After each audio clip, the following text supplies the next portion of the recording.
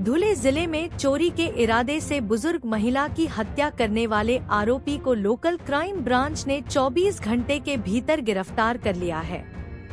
मोहाड़ी इलाके में 75 वर्षीय लीलाबाई सूर्यवंशी की बेरहमी से हत्या की गई थी। पुलिस ने मौके से मिले कलाई घड़ी के धागे के आधार पर सागर राजू कोली उम्र 25 को हिरासत में लिया। कड़ी पूछताछ में आरोपी ने चोरी के दौरान विरोध करने पर महिला की मारपीट कर हत्या करने की बात कबूल की है। इस मामले को सुलझाने में LCB police inspector Shriram Pawar की टीम की अहम भूमिका रही।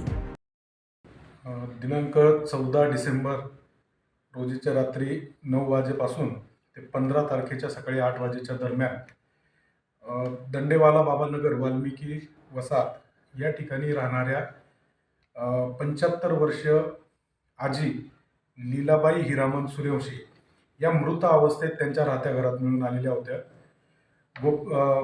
पोलीस स्टेशन येथे माहिती मिळाल्यानंतर त्या ठिकाणी तात्काळ मोहाडी पोलीस स्टेशन येथील सर्व अधिकारी स्टाफ, स्थानिक गुन्हे शाखा धुळे येथील अधिकारी व स्टाफ तसेच जिल्ह्याचे पोलीस अधीक्षक श्री धिवरे सर, अपर पोलीस अधीक्षक देवरे सर, सिटी डिव्हिजनचे डीवायएसपी राजकुमार उपासे व इतर अधिकारी कर्मचारी यांनी घटनास्थळी भेट दिली।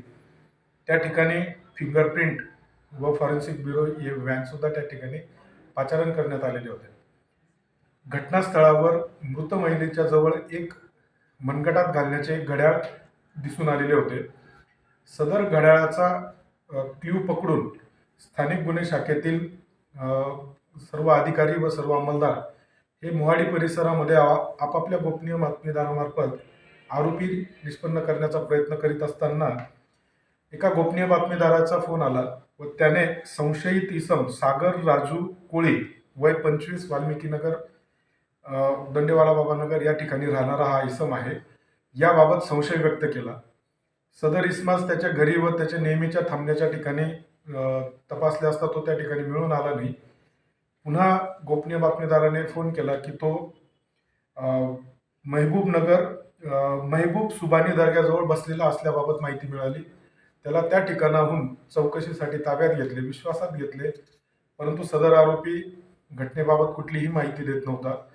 पुन्हा त्याला विश्वासात घेऊन व वेगवेगळ्या प्रकारे ट्रिक्स वापरून विचारपूस केली असता त्याने सदर गुन्ह्याची कबुली दिली व त्यानेच सदर मयत महिला लीलाबाई हिरामन सूर्यवंशी यांचा निर्गुण खून केलेला आहे व तो चोरीच्या उद्देशाने त्यांच्या घरामध्ये घुसलेला होता।